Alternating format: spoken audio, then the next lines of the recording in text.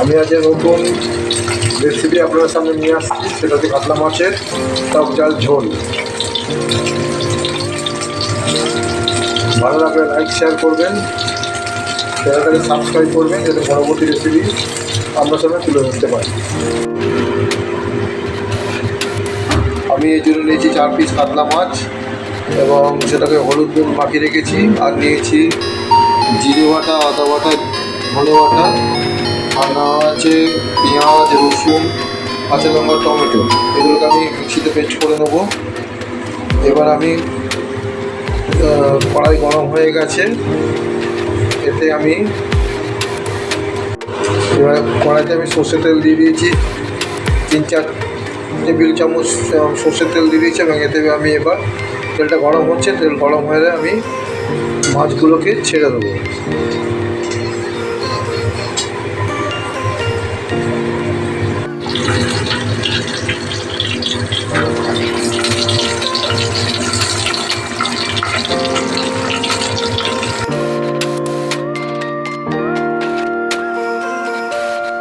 মাছগুলো ভাজা হয়ে গেছে, তুলে রেখেছি। এবার এতে আমি দিয়ে দিচ্ছি অল্পগুলো পরিমাণে সাদা জিরে, 1 চামচ সাদা জিরে, একটা তেজপাতা,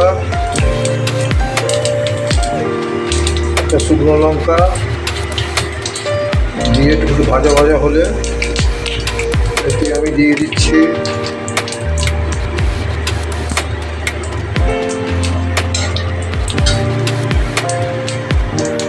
এতে আমি দিচ্ছি আদা বাটা, জিরে বাটা পেস্টটা আমি দিয়ে দিলাম।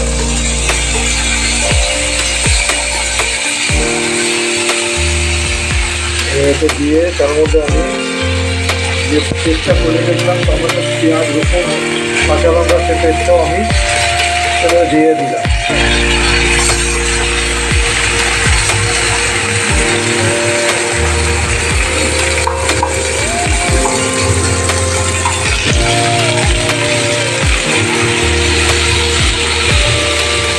পেস্টটাও দিয়ে দিচ্ছি, পেস্টটা দিয়ে কষাতে লাগবো, যতক্ষণটা কষা হচ্ছে ততক্ষণ। এবারেতে আমি ওই ছোটো চামচ 1 চামচ হলুদ দিয়ে দিলাম। হলুদ দিয়ে এটাকে আমি আরও কষাতে লাগছি, যত কষানো হবে তত স্বাদ বাড়ে, তত মাছটা স্বাদ হবে।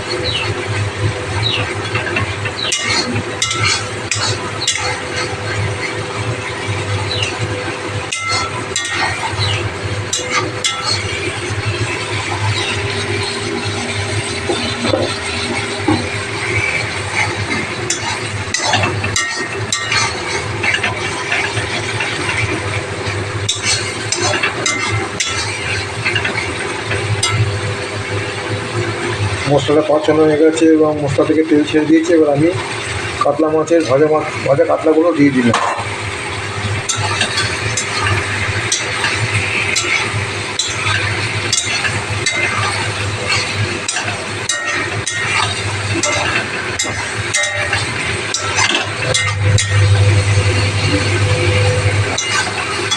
দিয়ে এবার আমি একটু অল্প জল দিয়ে দিলাম।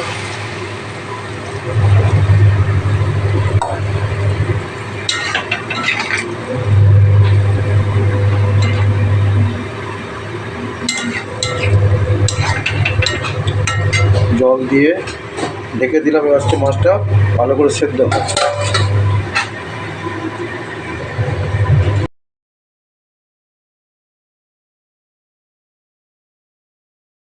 কাতলা মাছের রেসিপি রান্না প্রস্তুত হয়ে গেছে। কেমন লাগলো জানাবেন, ভালো লাগলে লাইক শেয়ার করবেন, সাবস্ক্রাইব করবেন, চ্যানেলটা যাতে আপনাদের আশীর্বাদে এগিয়ে যায়, এটা আশীর্বাদ করবেন।